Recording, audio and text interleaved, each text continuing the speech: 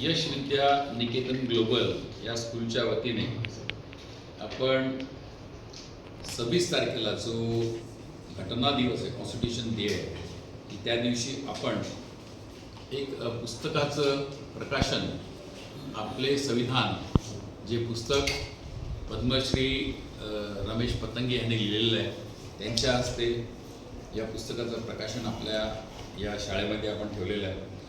आणि त्यासाठी प्रमुख पाहुणे म्हणून डॉक्टर संजय देशमुख, माजी कुलगुरू आहेत मुंबई विद्यापीठाचे, ते येणार आहेत.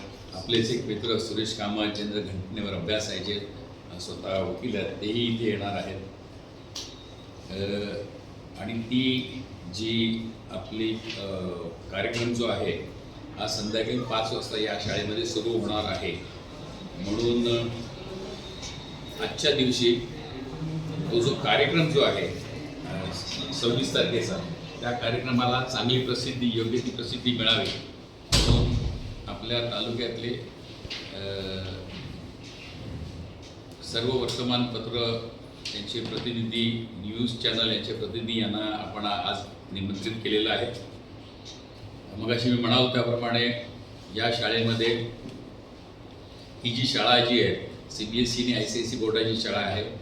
अशीच एक शाळा विरार ईस्टला आहे, तिथे स्टेट बोर्ड आणि CBSEचे अभ्यासक्रम आहेत.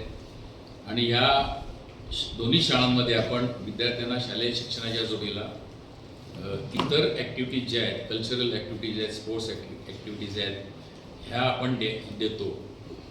आणि ह्या जोडीला सिविक सेन्स म्हणजे नागरिकांचे मूलभूत कर्तव्य काय, हेही शिकवण्याचा आपण प्रयत्न करतो. यामागे उद्दिष्ट हे एकच आहे की आपल्या शाळेतनं निघणारा विद्यार्थी जो आहे, तो मानसिकदृष्ट्या स्ट्रॉंग झाला पाहिजे. हल्ली मुलं ही खूप अभ्यासाच्या बोझाने किंवा त्यांच्याकडे ठेवण्यात येणाऱ्या अपेक्षांनी थोडीशी कुठेतरी मनाने कमजोर होतात. ती बुद्धीने हुशार असतात, मनाने कमजोर होतात आणि त्यांच्या हातनं कुठेतरी म्हणजे आत्महत्येसारखी गोष्ट निर्माण आत्महत्या करण्याचा विचार त्यांच्या मनात येतो. हे होऊ नये म्हणून मुलाची मानसिकता, म्हणजे आपण ज्याला EQ म्हणतो, IQ तर मुलांचा स्ट्रॉंग असतो, पण EQ स्ट्रॉंग होण्यासाठी, इमोशनल क्वोशंट्स, ज्या भावनिकता चांगल्या होण्यासाठी म्हणून हे वेगवेगळे उपक्रम आपण घेतो. आणि त्यातलाच हा एक उपक्रम जो आहे की विद्यार्थ्यांना शालेय शिक्षणाच्या जोडीला आपण आपल्या देशामधल्या ज्या ॲक्टिव्हिटीज आहेत, घटना ज्या आहेत, ह्या आपण कशा करत असतो, देश कसा चालत असतो, हे कोणामुळे चालत असतो, हे मुलांना कळावं.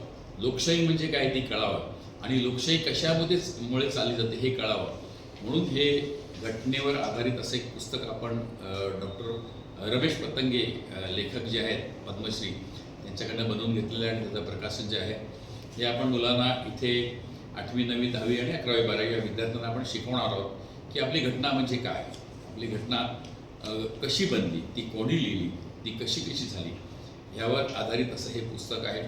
हे पुस्तक हे प्रकाशन करत असताना आमचं मेन उद्दिष्ट जे आहे की मुलांपर्यंत घटना पोचावी, त्यांच्या पालकांपर्यंत घटना पोचावी हे आहे. आणि त्याला अनुसरूनच या शाळेने मुलांच्या घटनेवर आधारित अशा वक्तृत्व स्पर्धा, निबंध स्पर्धा, पोस्टर बनवणे, न्यूज अँकरिंग अशा स्पर्धा ठेवलेल्या आहेत. या स्पर्धांमध्ये साधारण मॅडमनी मला जी माहिती दिली त्याप्रमाणे 62 शाळांना आपण ॲप्रोच झालेले असले, 21 शाळांनी आपल्याला चांगलं त्यांच्या एंट्री झालेल्या आहेत. 148 स्टुडंट इथे भाग घेणार आहेत. आणि ह्या स्टुडंटला योग्य ते बक्षीस पण देण्यात येणार आहे. आणि या बक्षिसाच्या वेळेलाच हे प्रकाशन होणार आहे. म्हणून आपल्या सगळ्यांना विनंती की ही एवढी चांगली जो विचार जो आहे आमच्या या संस्थेचा, तो विचार नागरिकांपर्यंत पोचावा, यासाठी तुमच्या माध्यमाने आम्हाला सहकार्य करावं.